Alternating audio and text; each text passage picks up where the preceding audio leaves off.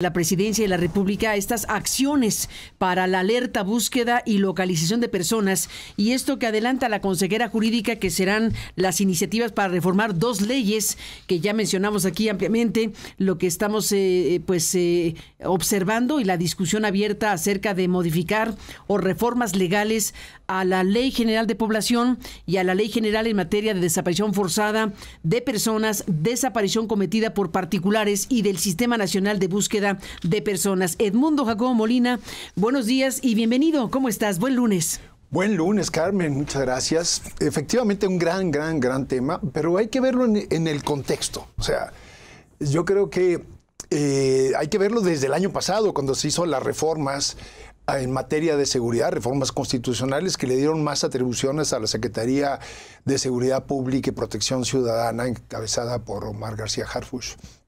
Y recordemos que antes de este anuncio, que incluso se iba a hacer el jueves de la semana pasada, sí, tú recordarás. No estaba listo. Sí. Y la presidenta reconoció, y creo que aquí lo comentamos, enhorabuena, que el problema era muy complejo y que no podía anunciarlo en ese momento, y lo están haciendo hoy. Si no estaba listo, un ya resumen. Teóricamente ya están listos, porque lo anunciaron hoy. Están listos, hicieron un anuncio de un resumen y habrá que esperar las iniciativas formales. Completa, formal. Pero fíjate bien, también está anunciada. Es que había una exigencia, perdóname, sí, una exigencia nacional sobre el tema de los desaparecidos y desaparecidas. El rancho Teotitlán está en el trasfondo de todo esto. Al final de cuentas, no lo puedo entender de otra manera. No estaba en el radar inmediato del gobierno de la República, y ahora lo está. Porque no pueden estarlo.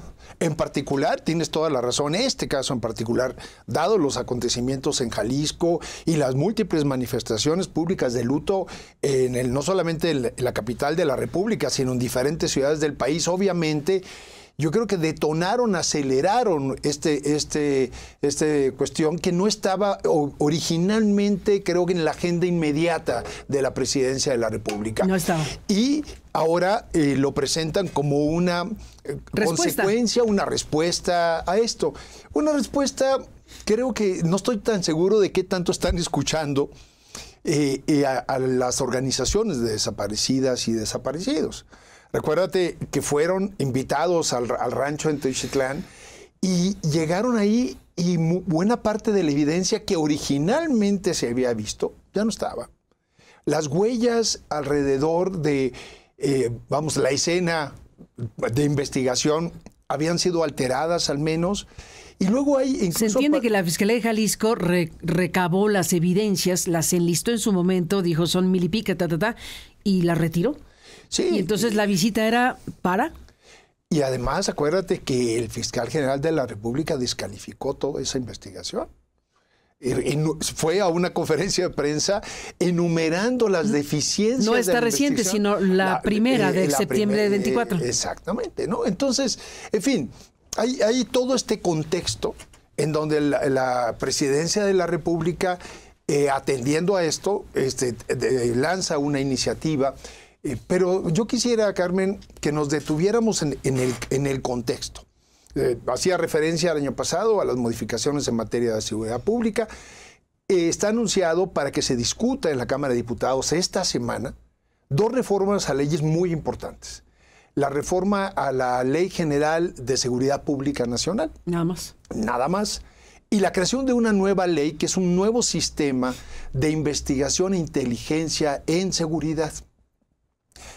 Y yo creo que este último eslabón forma parte de todo este sistema. Y vamos a entrar en un terreno bien delicado y bien complejo de análisis. ¿Quién se puede oponer, digamos, a que se tomen medidas en materia de seguridad, dado lo que estamos viviendo, no solamente en Teotitlán, Jalisco, sino en todo el país? Podemos recordar los fenómenos de San Fernando, terribles, en Tamaulipas hace años atrás. En fin, no pararíamos de enumerar la cantidad de evidencia que del desastre en materia de seguridad existe, y lamentablemente no solo en los últimos años, sino ya tiene lustros alrededor del tema y décadas que venimos arrastrando, en donde el problema no se ha atendido, no se ha solapado, ha habido connivencia entre autoridades y el crimen organizado, y ha venido creciendo, diversificando sus mercados, ya no solamente solamente lo que son drogas y trata de personas, sino entrando a muchos otros mercados y entrando a la política y además. Entonces, ¿quién no puede decir basta y que se ponga orden en esto y alguien atienda esto? Y todo este conjunto de iniciativas, desde la reforma constitucional del año pasado, las 2 reformas legales que se están anunciando, esta nueva iniciativa para atender el problema de personas desaparecidas, ¿quién no puede decir, enhorabuena, qué bueno que alguien haga esto? A ver, pero nomás, cuidado. Voy a tratar de ser muy cuidadoso, pero sí muy claro alrededor del tema. Sí, pero que no deba ser a costa de nuestras libertades y nuestros derechos. A nombre de poner orden, la historia está llena de muchísimos momentos en donde se ha abusado de ese clamor de la ciudadanía para poner orden no solamente en el momento, sino posteriormente. El caso yo lo he referido en varias ocasiones, de El Salvador en Bukele, que mucha gente lo aplaude, qué bueno que llegó un presidente así. ¿A costa de qué? A costa de imponer un orden, incluso ahora rentar cárceles en El Salvador para trasladar presos de Estados Unidos, presos en Estados Unidos de otras nacionalidades para que estén recluidos en cárceles en El Salvador. ¿Eso es lo que queremos? A ver, que sí, queremos seguridad, queremos paz, queremos protección de la ciudadanía. Pero, ¿te está sonando a Bukele esto? ¿Te está sonando? No puedo, quiero ser muy cuidadoso, pero no puedo dejar de pensar en ello. Tengo que pensar en ello. Y Bukele, y puedo pensar en muchas otras escenas de la historia del siglo XX alrededor de gobiernos que dicen vamos a poner orden y después se perpetúan en el poder. Y eso es lo que es preocupante. Y más en un país como el nuestro, que ha visto cómo los contrapesos en el poder se han ido eliminando.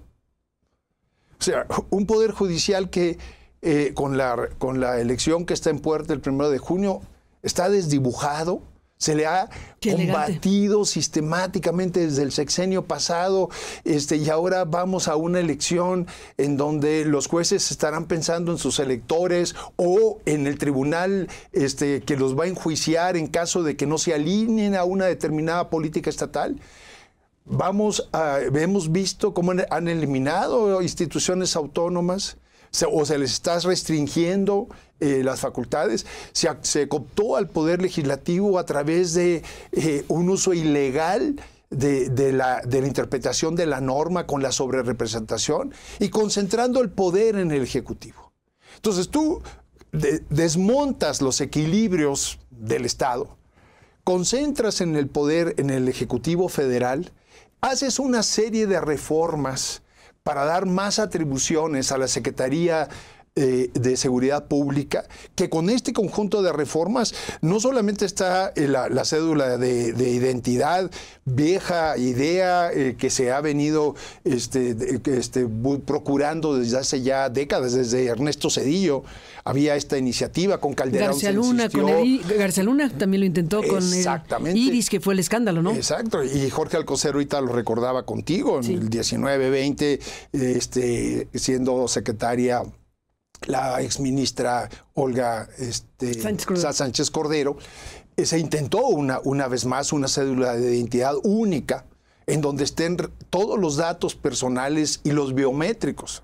Pero ahora en esta ocasión no solamente se avanza ahí, sino se obliga a todas las autoridades en los 3 niveles de gobierno a concentrar toda la información de inteligencia, expedientes abiertos de investigación en la Secretaría de Seguridad Pública y Protección Ciudadana a nivel federal, quien además va a vigilar todos los centros de monitoreo a niveles municipales, estatales y federales, y va a concentrar incluso la supervisión de las academias de policía. Todo esto puede parecer buenas medidas, pero a ver, en un momento determinado, cuando haya abuso de autoridad, imagínate la concentración de información y poder que esto significa para atender, sí, un problema ingente, urgente de atención, que ha generado cientos de miles de decesos de ciudadanos inmigrantes que pasan por nuestro país. Sin duda hay que atenderlo.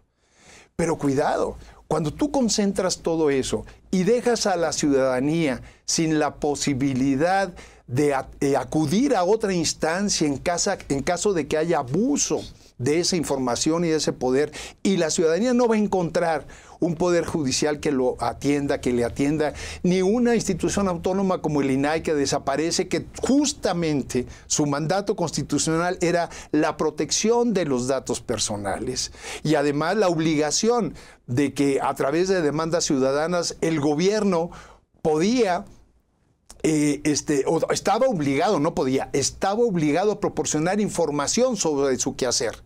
Y ahora todo eso se concentra en el propio gobierno federal. El gobierno federal se vuelve juez y parte para concentrar toda esta cantidad de información, decidir a quién se la da o no se la da, bajo qué condiciones, y además dar cuentas o no y en qué términos a quien solicite información.